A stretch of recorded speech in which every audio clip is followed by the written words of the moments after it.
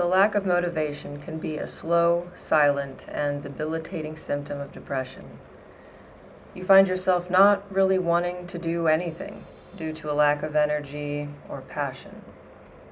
You may feel dull, bored, or lost, and find yourself wondering what the point of it all is. And even if you could find your passions again, how do you get out of this place? This cycle of feeling so run down and so useless.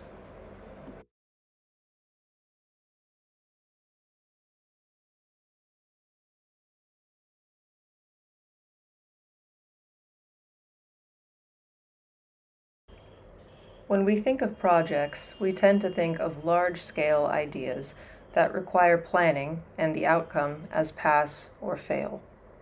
The more important the project is to us, the more time and effort we are willing to put in, and at times we overextend ourselves. Working on ourselves is no different. We are most critical of ourselves, especially our performance. If we plan a personal goal, we tend to be severe and inflexible and overlook what is realistic. We want change to happen quickly, and we want our progress to be as scalable and consistent as possible. But this is not how lasting change happens. We are imperfect people with demanding schedules, responsibilities, and our personal lives are unpredictable and full of surprises that can counter our efforts and our expectations of ourselves.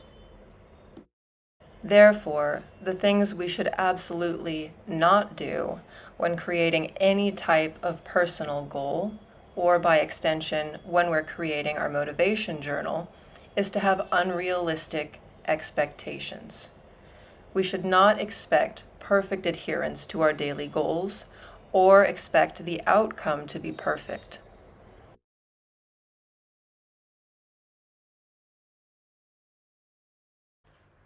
When setting goals for your journal, start by thinking large scale and general. Think in terms of time and be future oriented. Creating a list may also help. Maybe you keep a list of things you want to achieve in the short term and one list for things that you want to achieve in the long term. For example, a long-term goal might be something like, in the next 2 years, I want to move to a new city. The next phase we go to is the dissecting phase, where we break down each one of your goals. It might be easier to examine each goal in terms of the who, what, where, when, and why. Also, the how. For example, who will you need to help you complete this goal? How long will it take materials to get needed? Why is this goal important to you? What are all steps needed in order to complete your goal? Get as detailed as possible. Next, we choose which goals we want to work on first. I recommend choosing no more than 2 to work on at one time so you don't get overwhelmed. With each goal, break down the tasks that you have listed in terms of time. What can you do in 1 month to work towards this goal? In 1 week, what will be the progress?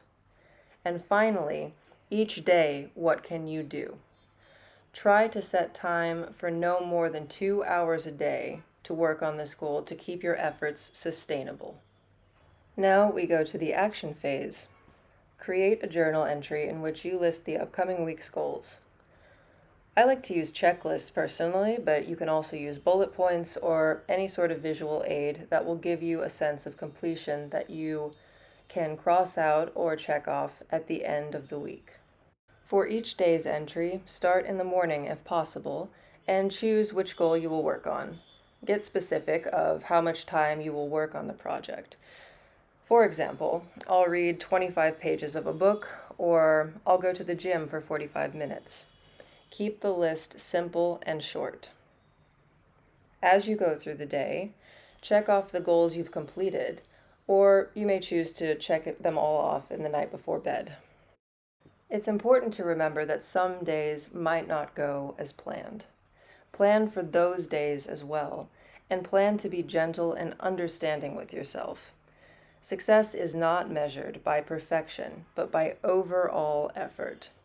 Even if you miss one day or 3, if you make the rest of the month, you are growing exponentially.